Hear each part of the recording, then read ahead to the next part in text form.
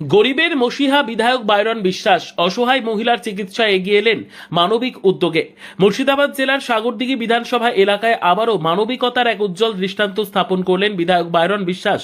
বোখরা 1 নম্বর অঞ্চলের এক অসহায় মহিলা দীর্ঘদিন ধরে গুরুতর অসুস্থতায় ভুগছিলেন। উন্নত চিকিৎসার জন্য তাকে ব্যাঙ্গালোরে যেতে হবে বলে চিকিৎসকরা পরামর্শ দিলেও আর্থিক সংকটের কারণে সেই চিকিৎসা করানো তার পক্ষে সম্ভব হচ্ছিল না।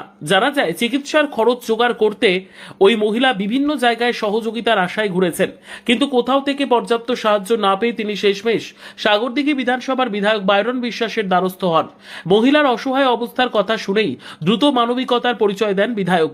তিনি তৎক্ষণাৎ ওই মহিলাকে শুক্রবারে আর্থিক সহযোগিতা প্রদান করেন এবং যত দ্রুত সম্ভব চিকিৎসার জন্য ব্যাঙ্গালোরে যাওয়ার ব্যবস্থা করতে উৎসাহ দেন। বিধায়কের এই উদ্যোগে নতুন করে আশার আলো দেখছেন অসহায় ওই মহিলা ও তার পরিবার। স্থানীয় বাসিন্দাদের মতে, মানুষের দুঃসময়ে পাশে দাঁড়ানোই প্রকৃত জননেতার পরিচয়। সাগরদিঘি বিধানসভার মানুষের সুখ দুঃখে সবসময় পাশে থাকতে দেখা যায় বিধায়ক বাইরন বিশ্বাসকে। এলাকাবাসীর কথায় শীত গ্রীষ্ম বর্ষা সবসময় সাধারণ মানুষের ভরসার নাম হয়ে উঠেছেন তিনি।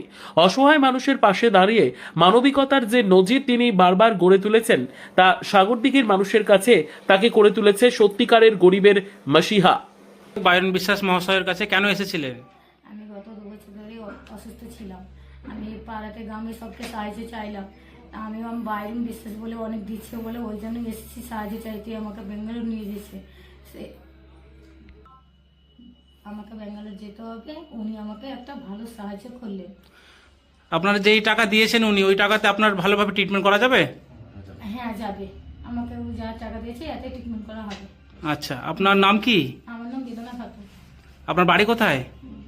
মুরগিরাম বিলকুলিয়া। বোখরা 1 নম্বর অঞ্চল। হ্যাঁ। আচ্ছা, আপনি এই নিয়ে অনেকবার এসেছিলেন না আজকে প্রথম এলেন? আজকে আমি প্রথম এসেছি, উনি আমাকে সাহায্য করলেন।